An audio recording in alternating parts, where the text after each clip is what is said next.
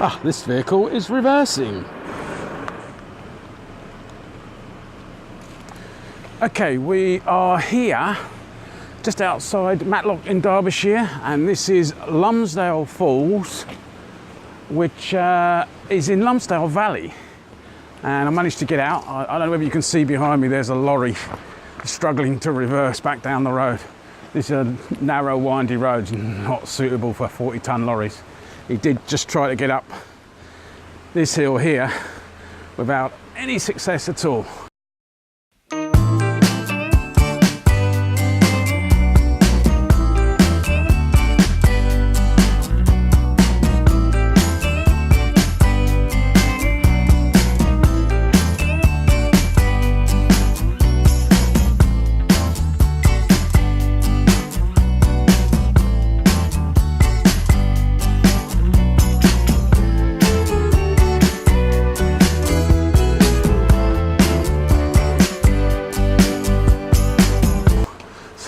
There we go. So we're here just outside Matlock, so that's just to the west of Matlock, right on the edge of the Peak District National Park.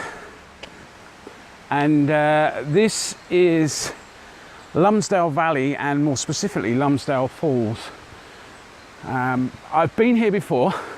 There's some wonderful shots. You might be able to hear the water now. There's some beautiful waterfalls over here. Let me quickly show you before we move on. And you see here, and these run all the way up the valley. You just don't know where to point the camera for the locations, for the compositions, because there just seems to be so many of them. If you like long exposures, it's a cracking place. Now the forecast was actually quite bad, so this is why I chose to come here. It was a choice of coming to Lumsdale Falls, or coming to a waterfall, or going to a woodland location because of bad weather. However, although we've just had some rain, just making it very slippery here, in actual fact, we've got sun now. So, you know, I kind of save these type of locations up usually for bad weather. But yeah, it's not looking too bad actually now. So let's continue up. It's a bit windy, but we've got a bit of sun, got a bit of cloud, and quite a steep walk up. Now I'm having to concentrate on these steps a bit because they're a bit rickety, they're a bit slippery, and they're quite steep in places. Now it looks very steep, and obviously there is a sign at the bottom that says, please be aware that it's steep, uneven surface. Please be careful when walking here. Now, I'm carrying sort of 4 kilos of camera kit, and I'm carrying you on this crane. And so I've got to be a little bit careful how I tread. But I'll tell you a little story here. I came here in March and it was quite cold and wet, but there was a couple sitting here on this ledge, and I walked up down here where I didn't realise how steep it was, and when I turned around to walk back, I had all my camera kit on my back and I nearly fell down there, and the guy just leant forward to grab me, but actually, you know, I did manage to save myself, but it frightened the life out of me, and now I'm keeping myself 4 foot from the edge, you know. Let's head on up a minute. Ooh, got to watch these steps, and there is a handrail here, but it's quite slippery and wet in these conditions, so onwards and upwards we go. Now I think last time I came here I actually took probably a couple of dozen pictures, or more, quite a few pictures, because there was so many nice compositions. I just thought I'm going to take advantage of them. This time I'm going to try and find a couple, or maybe slightly more. Here we go again, let's have a look here. Now, it is also ruins of a cotton mill, I believe. There was a cotton mill here. This is the ruins of them. And what I'm doing now is I'm going to wander around and sort of kind of feeling the vibe, is that the right word? Having a little feel for what I've got in front of me. before I even get the camera out. And although I've been here, as you know, locations change from season to season.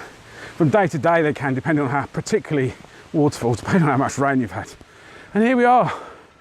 I think we're at the top of the valley, or we're near the top of the valley, or at one point we have a duck pond, or a pond with ducks on, should we say. Yeah. Oh, negotiate these steps. Back down again. They look a lot steeper when you walk them down. I mean, you know that. They're not so steep when you walk up. Right, now I've sort of scouted for locations, and you tend to miss them when you've got a video camera in your hand. But, yeah, there's that one there. I'm not sure. I'm going to put you down for a minute and get the big camera out. Okay, I have a composition set up here. It's going to be a long exposure composition, and I hope you can hear me over the noise from the water falling from here. We did have the sun out a little while ago, but it seems to have gone in and it's got quite windy. So I've just put my hand over the microphone so we don't get too much noise. Wind noise, that is. So died down again. That wind's died down again now, so we should be okay. I see a long exposure here. This is going to be a long exposure shot.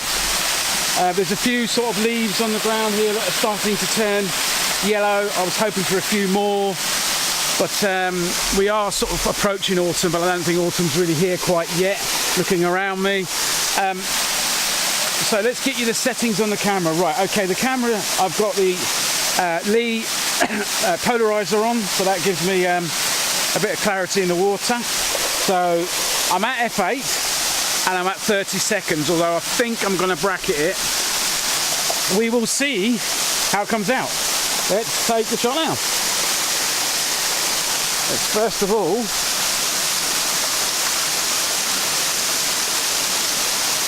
right, okay, so I've locked the mirror up and on the 2-second timer, and now all we have to do is just wait for the shot. Not sure if you can see that on there, but I'll put it up on the screen anyway. That's come up fine.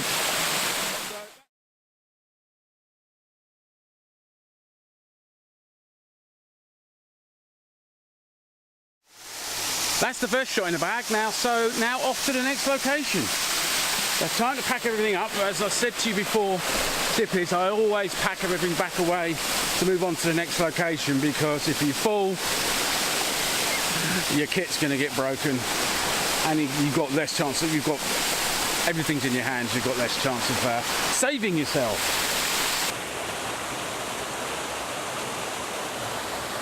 Okay, for this shot we've moved a little bit further down from where we were at the waterfall up there, which you might be able to see up there, and we've come down a little bit down the steps over here.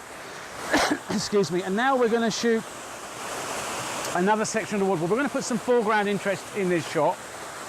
So we've got the rocks in front of us here and the water as the foreground, and the waterfall itself as the main feature, if you like, in this shot. It's going to be a long exposure, but I'm not going to need any filters here, because it's quite dark here, although it doesn't look like it on this camera. It's quite dark here. So I've just got the circular polarizer on the front. We're at a 1/4 of a second, f10, ISO 100. We've got the mirror locked up.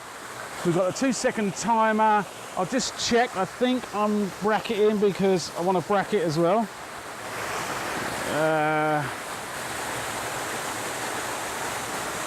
Yep, we're bracketing as well. So let's see what we get. A 1/4 of a second, it shouldn't take anywhere near as long as it did up there. In fact, we've got a bit of sun finding its way through now. I don't know whether you can see that on the camera, but you get like bits of sun here and on the rocks over here. And when it fully comes out, you get a little bit in the actual water. And it just, you know, it's like doing not having to do a dodge and burn in Photoshop, because you've got a natural dodge and burn here. So yeah, it's coming out again a little bit. I don't know if you can see that.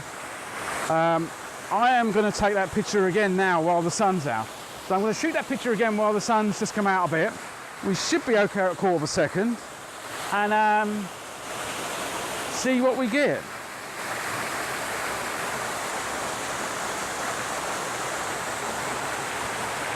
Yeah, that looks really good.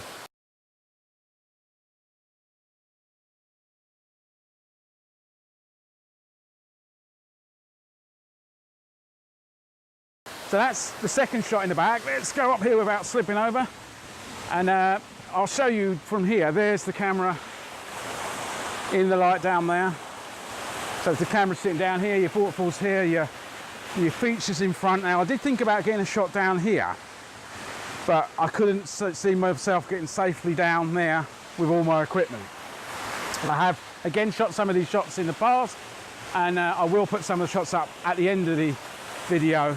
I think I've got probably maybe about 30 or 40 shots from here, so I'll put a few of them up. Some of them look wonderful at the end of the video.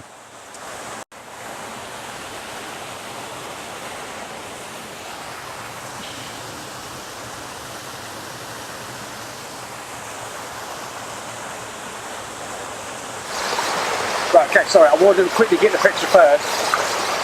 I've got my composition, but the sun suddenly come out and gave me some great light. So, and it's in and out, but not very often. So, I've got my composition. I'm on f9, a third of a second, ISO 100. I've got the mirror locked up. I'm at 35. No, I'm not. I'm at 16 millimeters on the 16 to 35 lens. I've got the polarizer on the front and the 2-second timer on. And for good luck, I'm going to bracket them. So I will take another couple now, but I've just taken a couple that I think would be better. Yeah, that's looking good. Right, okay, that's my third location. Let's onwards and downwards. Okay, so I'm heading back towards the car now. I can't really see any more compositions here. I've taken loads in the past, and again, I think I've said already, I'll put them up at the end, but that's a big drop. We're going this way. But I've got 2 or 3 in the bag that I'll show you, or shown you, that I'm quite happy with. And we might find one down here. I was speaking to a hiker who said there's quite a nice composition down here at a gate or something down here somewhere, so I will have a look for that as well.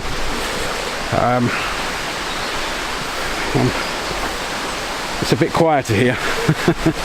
But like I said, I might well come back and do some woodland shots here as well, because I think the photographer I spoke to was right. There is some woodland shots to be had here. It's just, I think you're blinded by the waterfall falling here, the waterfalls, and you kind of miss the other shots. I think the fact that there are other shots here,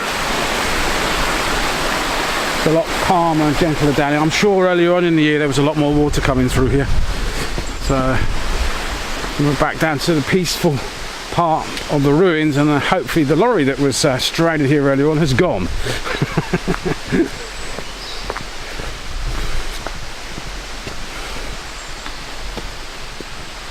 Yeah, it's very quiet. Yeah, he's gone. He's obviously found his way out. Word of warning there, don't necessarily follow the sat nav.